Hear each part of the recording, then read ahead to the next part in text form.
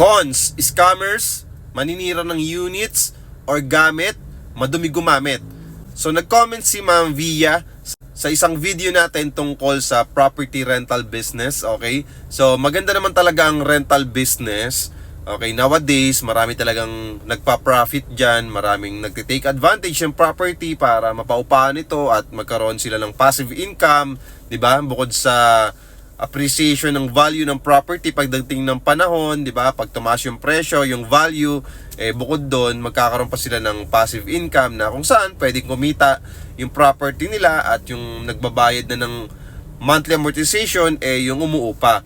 Pero yun nga, sabi ni Ma'am, merong cons, okay? Scammers, naninira ng units or gamit, madumi gumamit. Actually, meron mga ganitong cases na nabalita. So, depende pa rin po yan sa atin kung paano po tayo mag-i-implement ng rules bago po tayo magpaupa. That's why meron po tayong mga contract na dapat papirmahan sa mga umuupa at tayo as a landlord or property owner, okay, kailangan meron din talaga tayong terms and conditions na kailangan iset, okay, para mapapirma rin sa renter. Para at least mapangalagaan din yung property mo. At kung meron naman talagang mga gamit na hindi sinasadya na masira, alam naman natin yon kung hindi sinasadya. At alam din naman natin yon kung sinasadya. At least, pag meron kayong kontrata sa isa't isa, iiwasan yung mga ganyang cases na naninira ng gamit, di ba?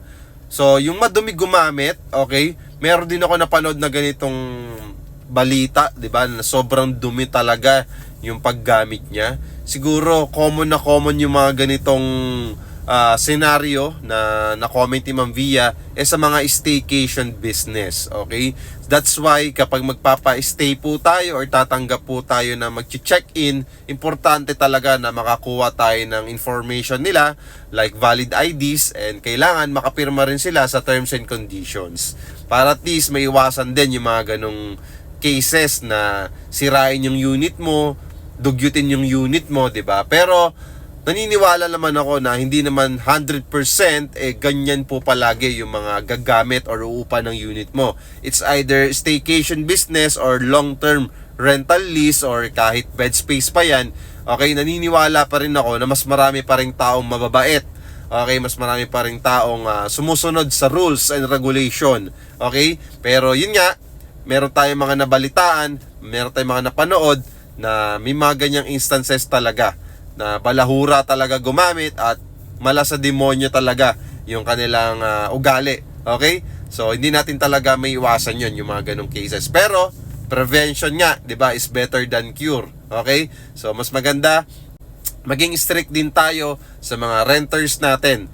Staycation man yan or long-term rental lease. Para at least, safe din yung property mo.